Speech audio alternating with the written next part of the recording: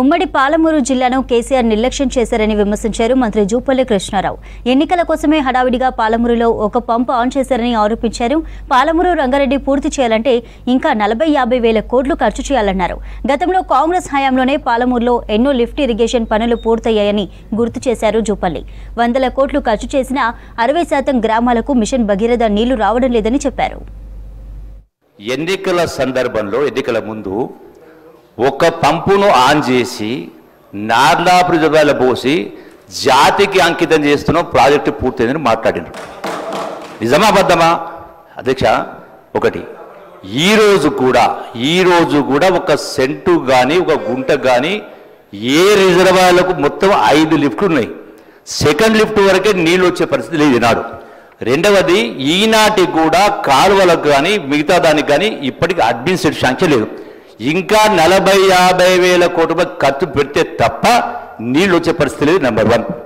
కాంగ్రెస్ హయాంలోనే ఆనాడు రాజశేఖర రెడ్డి గారు ముఖ్యమంత్రి ఉన్నప్పుడు కల్వకుర్తి లిఫ్ట్ అయినా, భీమా అయినా, నెట్టెంపాడైనా, కోయిసారా 8 లక్షల ఎకరాల ప్రాజెక్టు మంజూరు చేసి కాంగ్రెస్ ప్రభుత్వం రూలింగ్లో ఉన్నప్పుడే మొదటి లిఫ్ట్ని పంపు చేసి ఆనాడు శ్రీవారి సముద్రం నింపి నీళ్లు ఇచ్చే కార్యక్రమం చేసిన దగ్గర వీళ్ళు 10 సంవత్సరాలు పరిపాలన చేసిన తర్వాత 8 లక్షల కోట్ల రూపాయలు అప్పు చేసిన తర్వాత ఈనాటికి కూడా ఇదే భీమాలో, ఇదే కల్వకుర్తిలో, ఇదే నెట్టెంపాడులో ఈనాటికి కూడా ల్యాండ్ అక్విజిషన్ కూడా పేమెంట్ కానటువంటి డ్యూస్ చాలా ఉన్నవి. ప్రాజెక్టు పూర్తి కానీ చాలా ఉన్నవి. పూర్తి ఆయకట్టు రాలేదు అధ్యక్ష, ఈనాటికి కూడా రాలేదు అధ్యక్ష. రెండో అధ్యక్ష, ఈనాడు లక్ష్మీదేవపల్లి దాని గురించి చాలా మాట్లాడారు, రిజర్వాయర్ చేస్తామని. రెండో అధ్యక్ష, ఆనాడు కేసీఆర్ గారు కుర్చేసుకొని కట్టిస్తా అన్నారు. అంటే 10 సంవత్సరంలో 2 సార్లు పూర్తి చేస్తా అన్నారు. అంటే 10 సంవత్సరాల కాలంలో 8 లక్షల కోట్ల అప్పు చేసి కూడా మరి ఎక్కడేసే గొంగడు అక్కడ ఉంది అధ్యక్ష. అంటే అందుకనే అధ్యక్ష, రెండవది అధ్యక్ష, ఈనాడు మిషన్ భగీరథ గురించి నేను 100% రుజువు చేస్తా.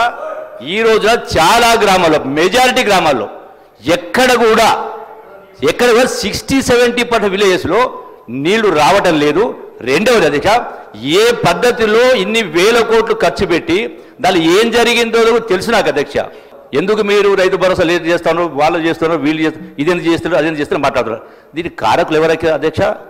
అంటే రాష్ట్రాన్ని 64 సంవత్సరాలు పరిపాలించినట్టు సుమారు 14-15 మంది ముఖ్యమంత్రులు పరిపాలన చేస్తే ఉన్నటువంటి అప్పు 70,000 కోట్లు.